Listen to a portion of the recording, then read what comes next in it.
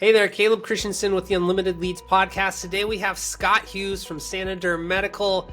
This is the saran wrap for your tattoo. It's way more complicated than that, but this guy was an innovator in the tattoo industry, and I met him at a Mastermind meeting in Austin, and he has such a cool story and a cool business model that I invited him onto the show, and he also has a very cool lapel pin going on right now on the suit. So, Scott, welcome to the Unlimited Leads podcast.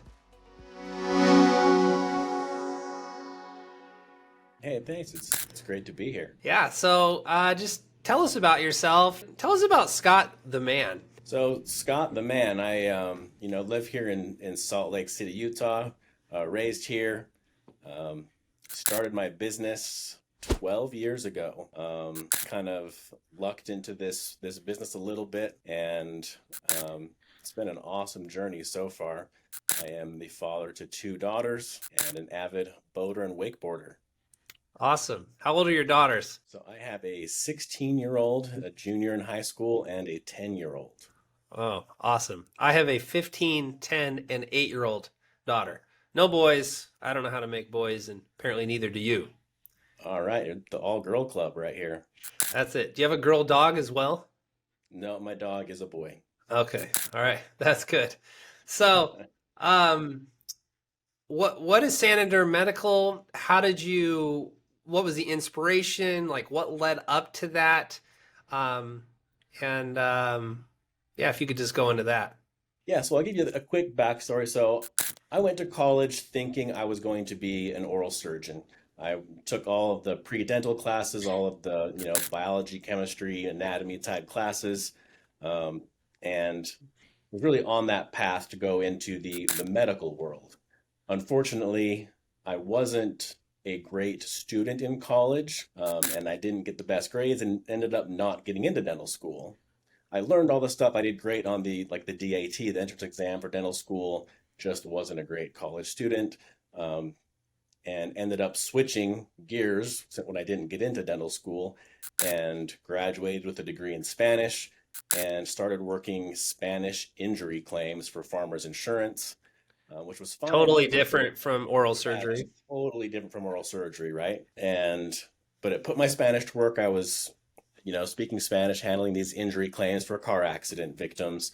And that was fine at first. I got into that and did that for a while. But after a few years, I just realized I wasn't cut out to be a 9-to-5 employee.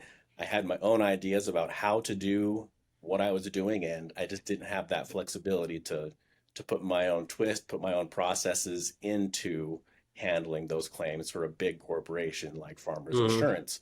So I decided I wanted to explore other options on the entrepreneur side of things. I started reading books, going to business masterminds, networking events, trying to learn about business. And what was the most influential book in that journey? So the most influential book at that time in my life was Think and Grow Rich by Napoleon Hill. One of the concepts in that book is the mastermind. And so after reading that chapter, I decided, I'm gonna form a mastermind. So I found some of my other employees there at Farmers Insurance and a couple of buddies from high school. We decided to get together and discuss different business opportunities. And what we would do is we'd meet one week, every person would bring one business idea, and we would talk about how good that idea sounded, what the opportunity was, and we would just explore different ideas. And during this process, one of my friends had gotten a tattoo and his arm was wrapped in saran wrap and masking tape. And I was like, that is not a very sanitary, healthy way to heal. It's totally suffocated, trapping in bacteria. It's just not a good way to heal a tattoo.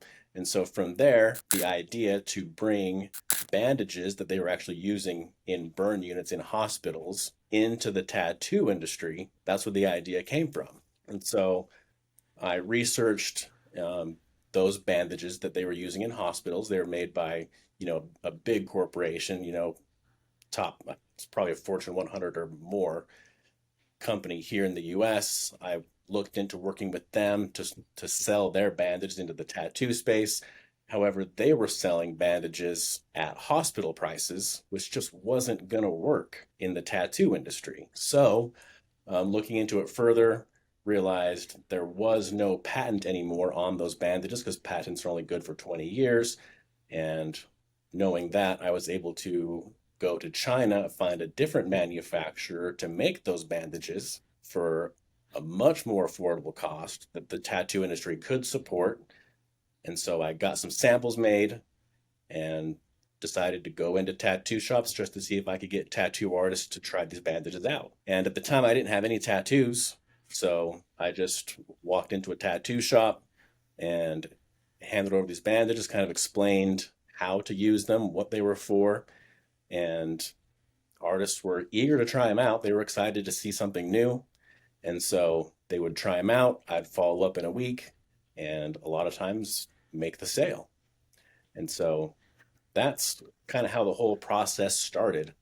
And it was useful because when I would go into these tattoo shops, I had that medical history from college, so I could explain, intelligently what the bandages were going to do and how the tattoos were going to heal.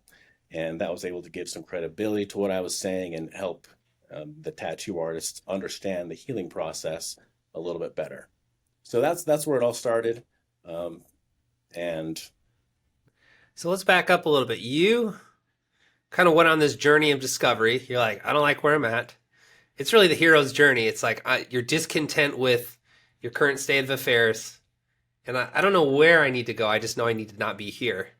And so you just started walking in a direction, realized you didn't have the tools and the resources you need to make the journey. So you started resourcing up. You bumped into arguably one of the most influential business books of all time, Think and Grow Rich. I recently finished it this year, and yes, absolutely. And you implemented what you read, the Mastermind, and then you just observed a problem, right? And you sought to find a solution. Like, seems kind of like that was the chain of events that led you up to that epiphany. yes, exactly. That was exactly how it all happened. Um, Also, very timely was at the same time this was happening, I was reaching out to a former neighbor of mine. He was my neighbor growing up, and he's a venture capitalist, very, very successful businessman. And I called him and I was like, "Hey, I'm really interested in becoming an entrepreneur. Do you have any suggestions or any ideas for me?" And he said, "Actually, I'm starting an entrepreneur training this week. You could come to it. It's going to be on Wednesday at this place.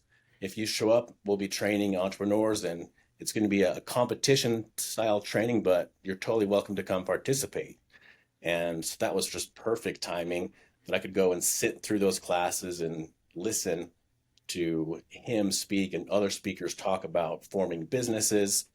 And one of the ideas they presented that really kind of drove home the idea of what I was doing was an idea which he called mining the gaps. And that was finding two industries that are not necessarily related and finding a way to connect them.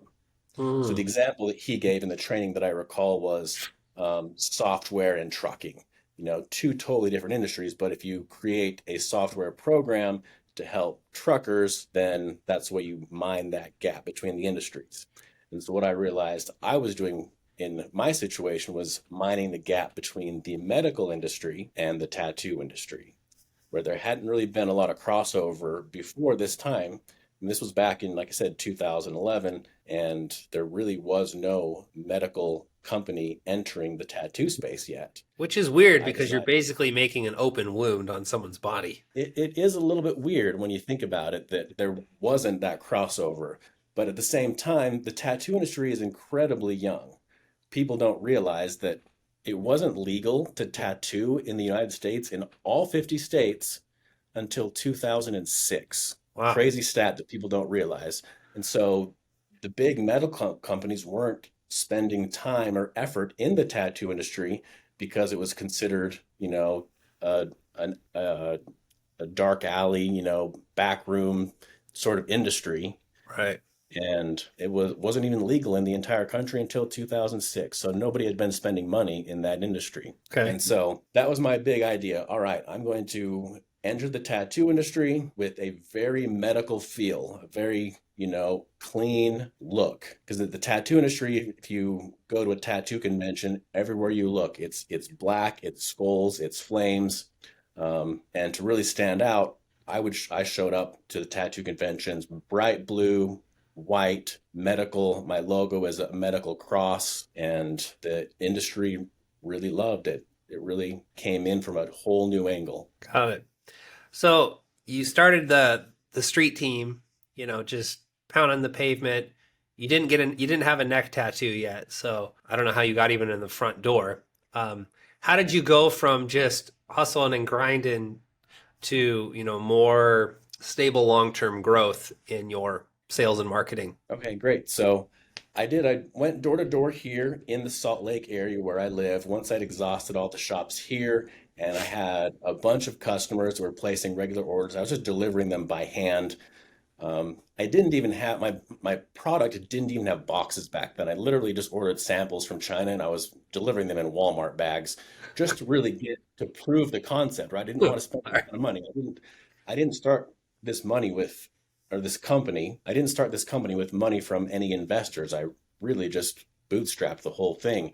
So now that I had some customers buying, I had boxes designed, I had the logo designed, and I had a website built, which I didn't have when I started because I wasn't going to waste money on that stuff until I'd really proven out the concept. So the next step, I get my product with packaging, with a logo, build a website. Now it's time for me to start cold calling. And there were no place to get lists of tattoo shops. I would just go to Google. I'd Google tattoo shops in Albuquerque and just start calling down the list. And I just used Excel spreadsheets to keep track of them. I would then mail them samples and then follow up in a week. And if they hadn't tried the sample yet, follow up in another week. What was your And cold script? I would just call and say, "Hey, my name is Scott. Just calling because I've got a new product I'd love for you guys to try out. It's an aftercare product. It's a improvement on the saran wrap that you're probably using. I'd love to send you a sample. If I send you a sample, would you be willing to try it out?" And they're going to say yes. And I'd say, "Great. What's your address?" If they had any questions about the product, I would explain it a little bit more. But the cool thing about cold calling in the tattoo industry, back then especially, is I would call them, and many of them told me, like, "Hey, you're the first solicitor to ever call my tattoo shop." So it wasn't like they had fatigue from hearing all these solicitors calling them or people knocking on their doors because people just weren't doing it. Mm. And so these people would talk to me. They would talk to me for, 20, 30 minutes sometimes because they were just excited that someone was paying attention to them. Someone Wow. was reaching out to them to teach them something new or show them something new. So, like, people didn't slam down the phone on me. People didn't just like reject my calls. People answered the phones. It was fantastic. And the other thing that was great about cold calling was I still had my 9 to 5, right? I was still working at Farmers Insurance, and I would come home and I would start calling at 6, and I could call till 10 o'clock at night. Tattoo shops are open till midnight, and they didn't care if I called them at 10 or 10:30 at night. Yeah. So that was fantastic. Wow. Um, how long until you were able to transition out of your 9 to 5? So I worked my 9 to 5 for the first about 2.5 years before I transitioned out. Was that transition difficult or scary or? So the transition was very scary. When I took the transition, honestly, it wasn't voluntary. I got fired from my job because I was working on my side gig during company time. Yeah. So Oops, in sorry. my defense, though, I had been doing really well at my job, and I got paid on a commission based on how many claims I would close. And so my boss came to me and said, "Hey, you're closing too many claims. The bonus structure is not set up for this. So I want you to slow down and focus on, more on quality than quantity." And so I said, "Okay." And so I started researching tattoo magazines and tattoo conventions and SEO strategies while I was at work. And when they checked my computer history, they're like, "Wait a minute, what are you doing?" I said, "Oh, I've got this other business I'm doing on the side." And I'm like, they said, "Yep, you can't do that. You're fired." So I was Oh, like, "Okay." So I was planning on quitting in about 6 months, but I got fired a little bit early, and so I was like, "All right, here we go, all in. Let's do this." It was a scary jump. Like I said, I wasn't quite ready for it. The company wasn't making enough money at that point yet to support me and the business. Um, but I notice we're talking about, I don't know, 10 years later, and you haven't died, and your children haven't starved. So right. that's right. That's So good, right? it, yeah, it worked out. Honestly, I did get in a car accident. I got rear-ended shortly after that, and using my knowledge of the claims process, I was able to get a little bit of money that held me over a little bit, and Whatever it takes, right? but whatever it takes. So I wouldn't recommend getting rear-ended to help your business survive, but in Yeah. my case, it helped out a little bit. But within a few months, the business had tripled in size from when I started working full time in it, and it just took off from there. So what would you say to Scott of 2010 who's listening to this right now? Maybe you don't have a clear direction. Maybe they don't have a clear direction, or they have an idea or something, a side hustle, but they're just like, you know, they're still in the desert. They haven't hit that promised land. Like, what would be your advice to 13 years ago, Scott, right now? One of the best pieces of advice I got was just to have a bias toward action. You can have great ideas, and lots of people have great ideas, but you have to act on them, right? You can't just sit back and daydream, make your spreadsheets, stare at your vision boards. You've got to actually act and get up and go knock on the doors, pick up the phone, make the phone calls, and really just believe in yourself. I love that a lot of your initial success was just guerrilla marketing, and there was no Facebook ads hack. There was no hacks. You just showed up, shook hands. Do tattoo guys shake hands, or are they more of a knuckle bump guy? I don't know. You know. And a little bit of both. Okay. A All lot right. of them are just it's an elbow bump. It's a lot of it's just an elbow bump because they'll have their gloves on and their ink on their hands or whatever. Yeah. All right. So So you roll up, you do an elbow bump, you give them some samples, and you grab a business card and you follow up, or you cold call them.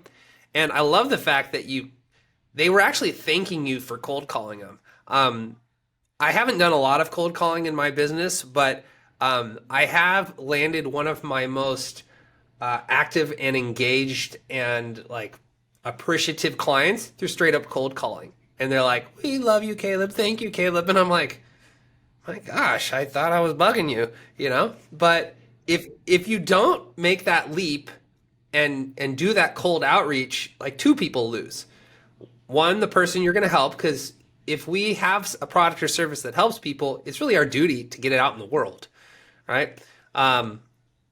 So two people lose. The person who you're not reaching out to, who needs your service or solution, and you're still sitting at home in your underwear broke, right? And so there's just a lot of lessons I'm hearing from your story and great reminders. Like, there's no magic to this, right? Get connected with other people, um, take action, and don't be afraid to fail. And come time to jump out of the nest, just go all in, and you're probably not going to die.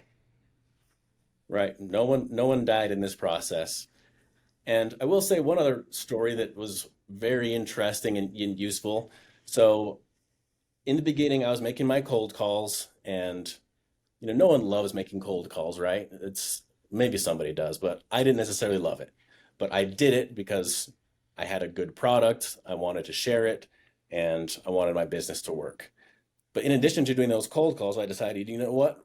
What would make this business really take off is if I could get like a big customer on board, a big distributor that can sell my products that already has a customer base, right? And so who are these people that have their customer bases? Well, there's all these big tattoo supply companies out there where the tattoo artists are calling or going to buy all of their supplies from.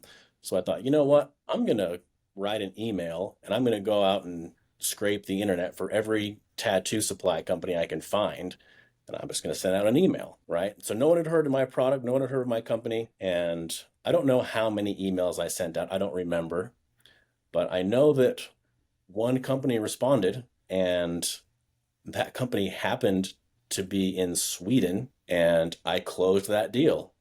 Within the first couple of months of starting my business, I had a distributor in Sweden, and they ordered more product in their first shipment than I had sold in the whole first, several months running my company. Mm. And so that was a big boost right there. And then within a few months after them buying it, another company in Sweden, picked up on their competitor, and they reached out to me and started buying product as well.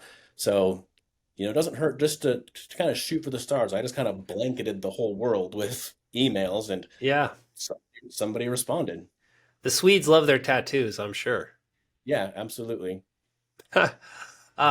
Yeah, that's great because when I hear that, I think of strategic partnerships, Dream 100 relationships. Like, not only who are my dream clients, like, the busy tattoo parlor downtown, Anytown, USA, but also who are the ones that already have my dream customers as their customers. So how do I get access to them, right? Once again, your story, there's no magic. You send a cold email, right? So really, anybody who wants to grow their business, as long as you believe that you have something that can help their business, whether it's a product or service or whatever, like just reaching out, there's really no excuse for not growing your business other than just not putting in the work, right? Hmm. Yeah. Absolutely. Awesome. Well, thanks so much for coming on the podcast today, Scott. Any final thoughts or things you want to share? You want to share us the story of your little Pel pin on your jacket? No, this is the lapel pin is related to another business that I'm involved in, which is called Rush Venture Partners, which is a hedge fund. This is a bull, for the bull market. Uh-huh. And so I do run a hedge fund where I trade Forex, which I started that about a year ago. So I do that along with Saniderm Medical.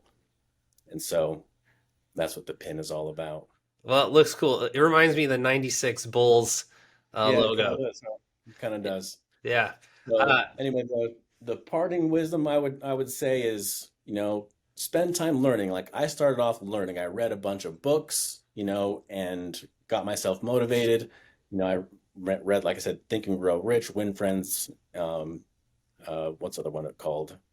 Think and Grow Rich. how to win friends and influence How people. to Win Friends and Influence People. Thank you. The Og Mandino, Greatest Salesman in the World. I loved that book and the scrolls that he has in that book.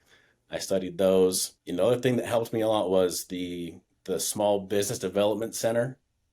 If anyone's familiar with that, it's going to be a local. Um, it's a government supported program where you can just go and talk to retired business people. That's where I learned how to import products from China. I had no idea how to do that, but I went to the SBDC or SCORE. There's another option that is available in most areas. That's where I learned how to import products. And now that you do all this learning, you've spent all this time in books, just act. Go knock on that door, make that phone call. You don't need to go raise $1 million. Just start. Get your product moving first. Like I sold my product without boxes in Walmart bags because I didn't have any money to start with. Just go out and start. I love that. Do you know that Sam Walton, when he first started Walmart, he would pick up merchandise for his store in his pickup truck because he wanted to save the few extra pennies um, on delivery and shipment so he could pass that along to his consumers. So no matter, how big your business is, if you're willing just to jump in and to do the work and take action, it's just amazing where the road will lead you. And Scott, thanks so much for coming on the podcast and sharing with us. If you are in the tattoo industry, you probably already know about Scott, but you can check him out at Saniderm Medical. And I think I need to go get a new tattoo now and just to try the product out. Yeah, when you do, let me know. I'll send you some good products. All right. Thanks so much, Scott. Okay, thank you, Caleb.